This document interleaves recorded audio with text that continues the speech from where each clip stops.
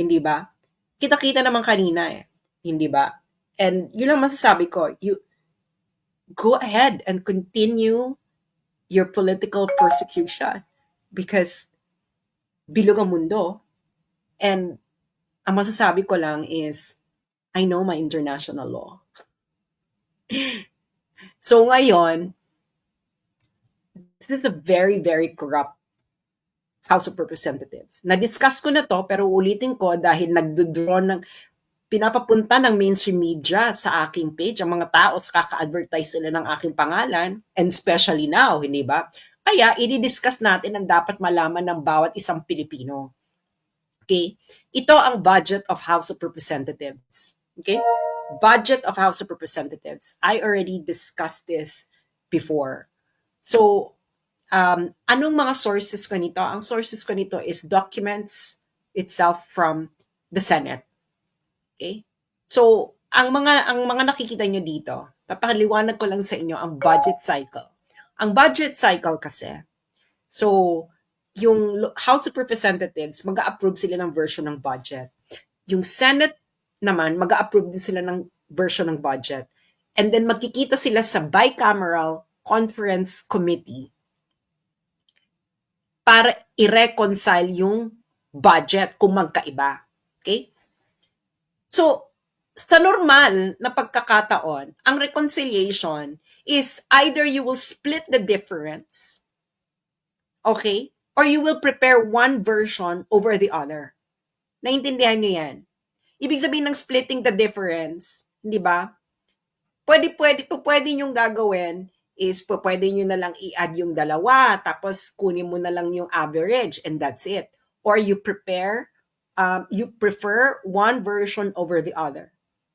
So what happened to the budget of House of Representatives under the House speakership of Martin Romualdez and this kind of people now pursuing political persecution of bloggers who are actually unveiling corruption in government and they're not doing anything about it. So, in 2023, the budget that the Philippine House of Representatives passed is 15.97 billion. And the budget that the Senate passed is 16 billion. Do you know how much the budget increased during the bicameral? Secret bicameral. It increased to 28 billion. That's a 75 increase than the Senate version. 28 billion.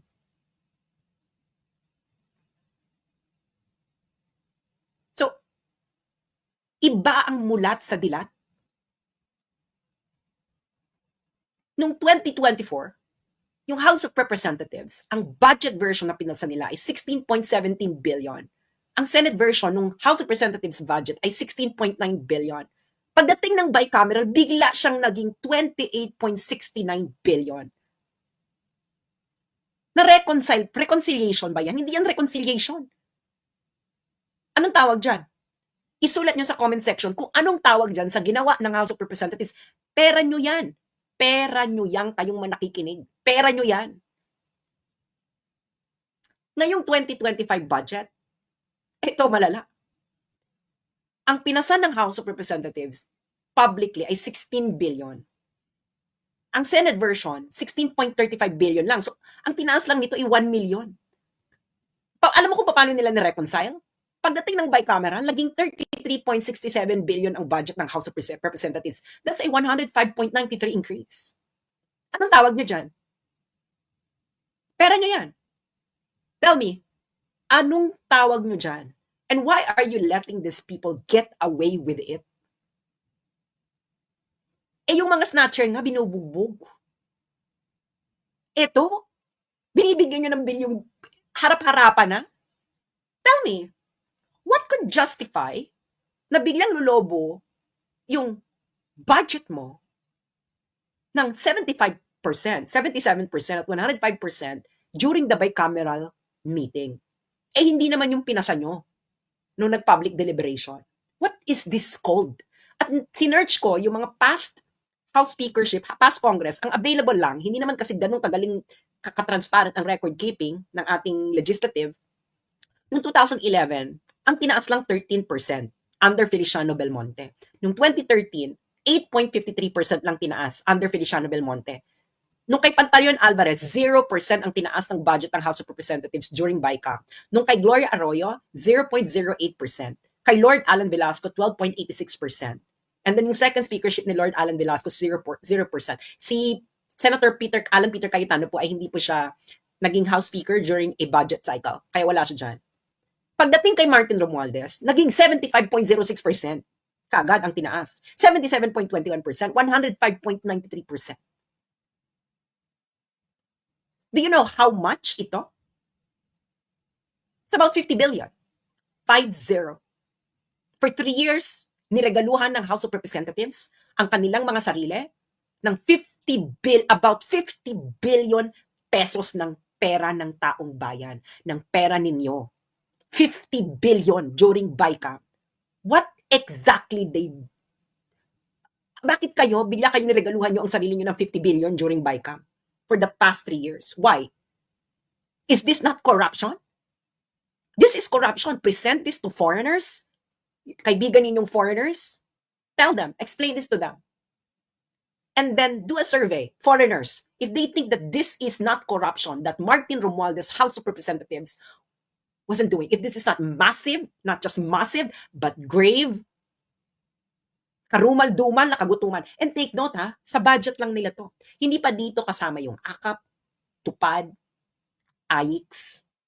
Hindi pa dito kasama yung sa mga DPWH contract.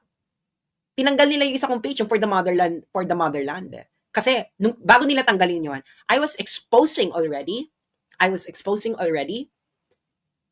DPWH contracts awarded to the companies owned by the families and relatives of the sitting congressman.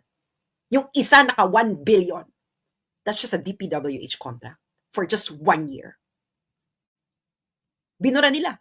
Pinabangladesh yung page ko, yung for the motherland. Nandun yun Nandun lahat. So, tell me, that's why it's an honor to be cited in contempt by a corrupt institution. Because it only proves that we're fighting the good fight. Gagawin nilang lahat para matapatahimik. Hindi ba? Why? Tanungin yung sarili nyo. Why is mainstream media not talking about this? Did you just hear it from me? Etong exposure na to? Say yes or no. Did you just hear it from me? Now, answer me. Why did you just hear it from me and mainstream media did not report it? I thought that they are against corruption. This is blatant corruption. You present this to any non-corrupt countries in the world? Tell me, how many of them would say that this is not corruption? This is corruption. Garumal-dumal, grave. Halang ang bituka. Addict level na corruption. Garapal. So, yun lang. That's my comment. No? It is a badge of honor that a very corrupt institution, the House of Representatives, the most corrupt House of Representatives, perhaps in the last 10 years that we ever witnessed. It is a badge of honor that you cited me in contempt because it only means that you cannot handle bloggers, netizens who are actually practicing what every citizen should be doing, and that is scrutinizing everything that you're doing kahit mura-murahin pa kayo. Dahil kitang-kita sa mga dokumento kung paano nyo dinorobo ang pera ng taong bayan in the past 3 years. Uulitin ko, it is a badge of honor to be cited in contempt by a very, very corrupt House of Representatives. The most corrupt House of Representatives perhaps in the last 10 years or 20 years. Because kitang-kita sa mga dokumento kung paano ninyo dinorobo, ginawang paraan para mangamkam ng pera ng taong bayan during bicameral. Bilyon. That's why, kung maninitili lang kayong dilat, hindi kayo mamulat, you will just wake up one day na ang country ninyo, ang ginagawa na, kinukuha na ng harap-harapan sa inyo ng mga congressman ay trilyon. Pag hindi pa rin kayo nagising. Iba ang dilat sa mulat.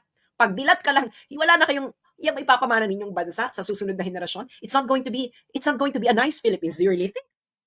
Ito harap-harapan? What would the future generation tell you? Ikaw, na nakikinig sa akin.